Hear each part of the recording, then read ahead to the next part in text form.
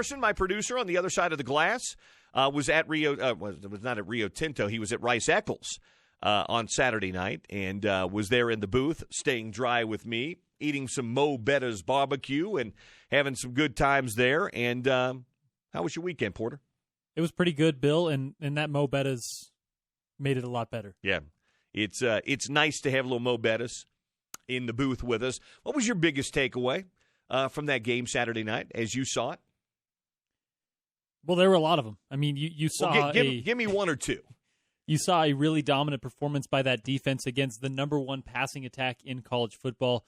Washington State came into that game averaging 500 yards a game, 499.5.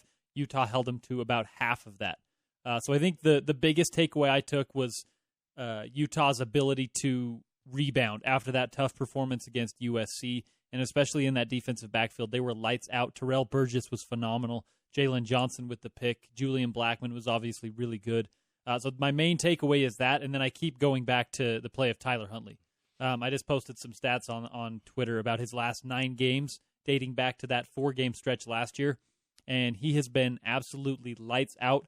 And as he gets a hold of this Andy Ludwig offense, the efficiency is something that we don't usually see in college football. He has a 10-to-1 touchdown to turnover ratio in those last 9 games that I mentioned. Yeah, he's playing at an unbelievable level right now. He really is. Here's what I'll say. People were talking. I knew the secondary was really good. Teams have bad games. They didn't have a bad game against Oregon State. They had a bad game against USC. They had a bad game against 3 guys who will be playing on Sunday. Julian Blackmon, who everybody wanted to pan and rip and say was terrible, which, again, I'm like, this guy's a senior who's been an all Pac-12 performer twice. He was playing at about 75 or 80% wearing a knee brace. He wasn't wearing a knee brace this Saturday night. He was 100%, and you saw what he is. He went out there and played hurt. Didn't have a good game, and he admitted to it. But I knew that secondary was good. I know a lot of people were down on him, but that secondary is good, and you saw it on Saturday night. Couple of thoughts from me, couple of takeaways from me. Teams do get better, folks. Coaches make adjustments, and you saw that. Morgan Scalley learned from the USC game and had an unbelievable game plan.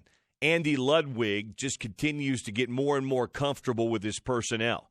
By the way, the run we haven't. I don't think we've talked about the run defense. Now, again, Washington State doesn't run it a lot. Utah's 3rd in the country right now, number 3 in all of college football in run defense. Nobody's run for 100 yards on the University of Utah. They got a really stout front up front. To what Porter was saying, and I tweeted out a bunch of stuff Sunday as well on Tyler Huntley.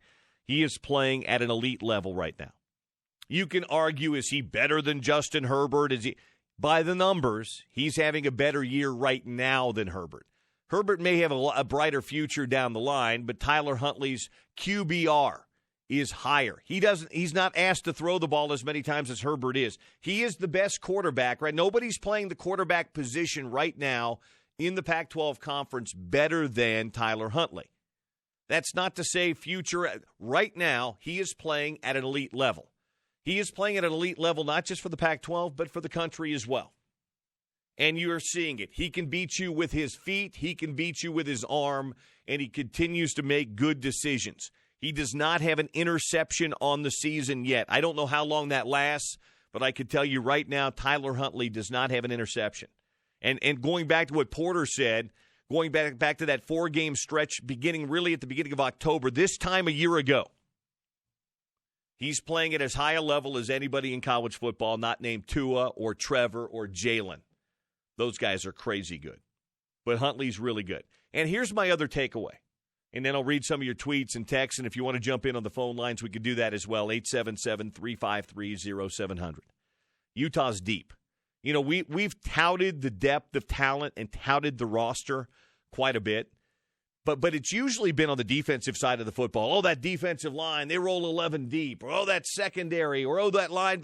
No, you know what they are deep? They are deep everywhere. They were missing arguably their 2 best offensive weapons in Zach Moss and Britton Covey. Didn't miss a beat. Hey, that's not to say that they couldn't or wouldn't love having those 2 guys healthy out there. But Devontae Henry Cole and Solomon Enos and Samson Nakua all stepped up and played fantastically. Utah's deep enough right now that they can survive without the best running back in the Pac-12 conference and not miss a beat. They ran by committee and ran for 192 yards and ran for almost 5 yards a carry. And the wide receiving core, yeah, they'd love to have a healthy Britton Covey, but he's not healthy right now. And if you heard Kyle Whittingham's comments, and we kind of hinted at this last week, it's not a guarantee he's going to redshirt yet. I know there was a lot of speculation that it was a guarantee. He could. He's got the red shirt, but they're going to give that knee a few weeks to heal. Britton came back from the knee, and it wasn't right. They had to do cleanup surgery, and then Camp was there. And I've just felt like all of this was sped up in order to get him back out there because that kid loves to play football and wants to play football. But he's not been the same guy. He's not had that extra burst and that extra wiggle. You've seen it on punt returns and even when they've thrown in the football. If you didn't know any better, you wouldn't know. You'd just think, oh, it's a good football player. Nice white kid who's got decent speed. No, he's got elite speed and quickness when he's healthy. He's just not been healthy. So what happens? I talked to Kyle Whittingham on Friday night, and Kyle said, yeah, no Britton Covey. Samson Nakua is going to see some more targets. Well, he did. 5 catches, 90 yards. Solomon Enos, that juggling catch on the sideline. 3 catches, 63 yards. They've got guys who can play. They are deep. We haven't even begun to touch yet on a guy like Dante Banton or Terrell Perriman. They can't even get on the field because Utah's so deep. 9 different guys caught passes on Saturday night. So that was one of my big takeaways as well on Saturday night, that this is a very, very deep Utah football team. Anyway, we'll get your reaction to all of that stuff as well. 877-353-0700. Twitter line is at ESPN 700 Bill. The Kimmy's Chop and Oyster House text and phone lines are open to you right now. Just ask for your reaction. Your biggest takeaway from this weekend. By the way, just a quick thought on BYU. 2-3, the season's not over. I am anxious to see now how they function. Well, they've got a week, but and that's probably best with Zach Wilson's injury. It sounds like, based on Kalani Sitake's comments after the game, that he's going to be out for a while, hand, thumb, whatever it might be. He's going to be out for quite some time. So we'll see how Jaron Hall can operate. He came in through the ball on that last series or two okay, but now he's got 2 weeks to ramp up and get ready for South Florida, and then Boise State, and then Utah State. So we'll see how that goes. That was tough. But, the team they lost to, that Toledo team, not a bad team. Not a bad team at all. Not a great team. They ain't USC. But they're probably better coached than USC and or Tennessee were. So, be interesting to see how they recover after the bye week. I could see them winning at South Florida pretty easily. I don't think South Florida's very good. Boise State and Utah State will be 2 big tests for them. I don't think they're going to win 8 now. I think if they can win 7 now, it would be a really good year.